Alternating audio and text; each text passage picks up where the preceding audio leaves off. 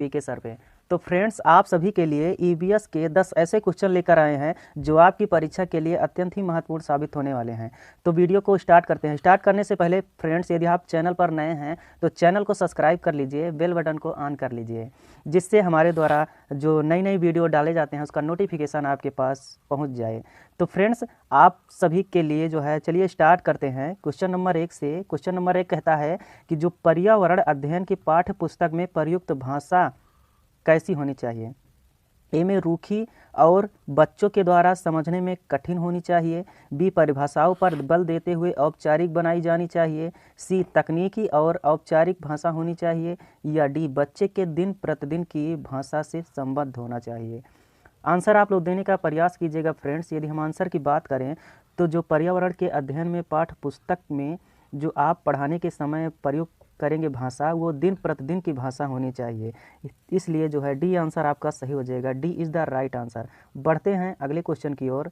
अगला क्वेश्चन कहता है, अगले क्वेश्चन की ओर बढ़ते हैं कि एक शिक्षक अपने विद्यार्थियों को विभिन्न पशुओं के चित्र देता है और उन पशुओं पर रंग भरने को कहता है जो हमारे घरों में नहीं रहते। इस क्रियाकलाप का क्या उद्देश्य है।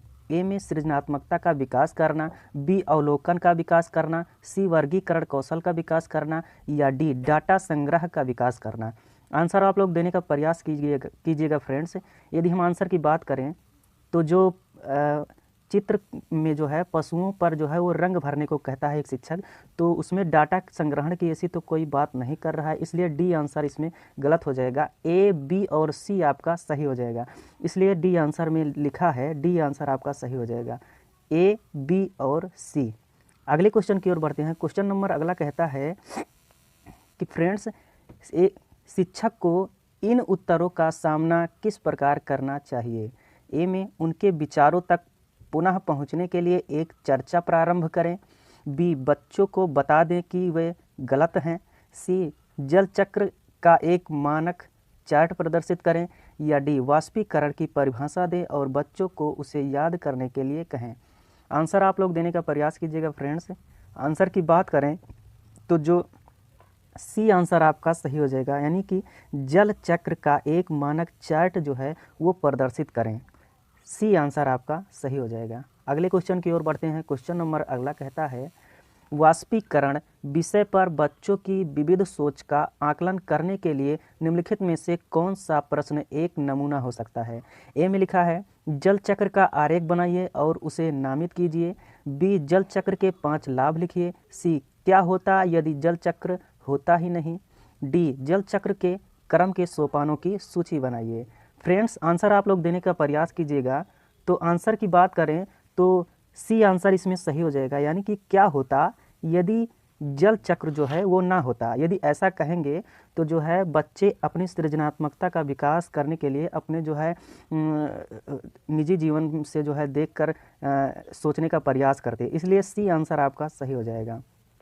अगले क्वेश्चन की ओर बढ़ते हैं। क्वेश्चन नंबर अगला कहता है, अगले नंबर क्वेश्चन की ओर बढ़ते हैं, निम्नलिखित में से कौन से राज्य जम्मू कश्मीर के पड़ोसी राज्य हैं।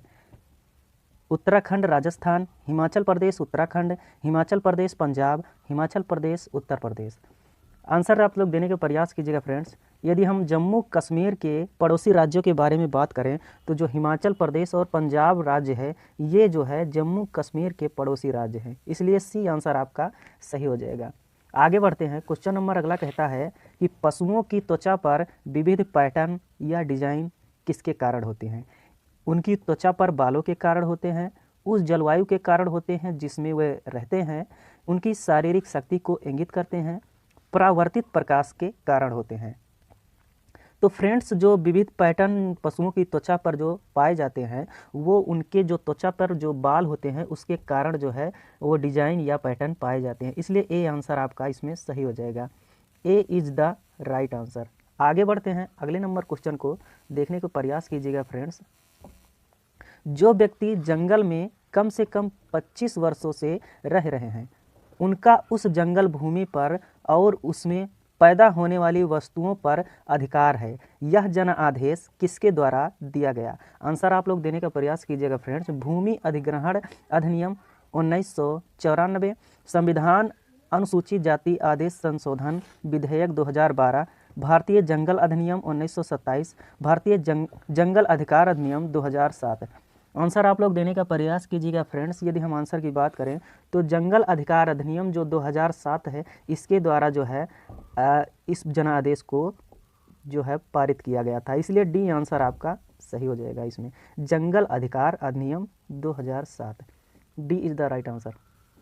बढ़ते हैं अगले क्वेश्चन की ओर। क्वेश्चन नंबर अगला कहता है कि निम्नलिखित में से मच्छरों द्वारा फैलने वाले रोगों का समुच्चय कौन सा है? ए में डेंगू, मलेरिया, चिकनगुनिया, बी में मलेरिया, बुखार, हैजा, चिकनगुनिया, सी में malaria, HIV, AIDS, dengue, D में HIV, एड्स, हैजा, डेंगू। आंसर आप लोग देने का प्रयास कीजिएगा फ्रेंड्स। यदि हम आंसर की बात करें तो HIV जो होता है वो वायरस से होता है, इसलिए सी और डी जो है वो कट जाएंगे। जो ए आंसर आपका सही हो जाएगा, यानी कि डेंगू और मलेरिया, चिकनगुनिया जो है ये मच्छरों के द्वारा जो है रोग फैलता है, इसलिए ए आंसर आपका सही हो जाएगा। अगले क्वेश्चन की ओर बढ़ते हैं। क्वेश्चन नंबर अगला कहता है घटपर्णी पौधा निपेंथीस आखिर क्या है? ए में कीड़े मकोड़ों को आकर्षित करने के लिए उच्च तारत्व की ध्वनियाँ निकालते हैं, बी इनका मुख छोटी कड़ियों से ढका होता है, बी भारत में नहीं पाया जाता, या डी मेढकों, कीड़े मकोड़ों और चूहों को चालाकी से फंसाकर खा जाते हैं। तो घटपर्णी पौधों के बारे में बात करें फ्रेंड्स तो ये जो है एक जो है कीट भक्षी पौधा होता है, इसलिए मेढकों, कीड़ों मकोड़ों और चूहों को चालाकी से फंसाकर खा जाता है, इसलिए डी आंसर आपका सही हो जाएगा। D is the right answer. अगले क्वेश्चन की ओर बढ़ते हैं। क्वेश्चन नंबर अगला कहता है नीचे दिए गए खाद्य पदार्थों के समुच्चय में लौह तत्व प्रचुर मात्रा में होता है किसमें? बंद गोभी, भिंडी, गुड़, आंवला पालक गुड़, आंवला पालक आलू, आंवला आलू और टमाटर। आंसर आप लोग देने का प्रयास कीजिएगा फ्रेंड्स। यदि हम बात करें आंसर की तो बी में जो है आंवला, पालक और गुड़ में लौह तत्व जो होता है वो प्रचुर मात्रा में पाया जाता है, इसलिए जो है बी आंसर आपका सही हो जाएगा। तो फ्रेंड्स वीडियो जो है कैसी लगी आप लोग कमेंट बॉक्स में ज़रूर बताइएगा। तो मिलते हैं किसी अन्य वीडियो में, तब तक के लिए जय हिंद, धन्यवाद।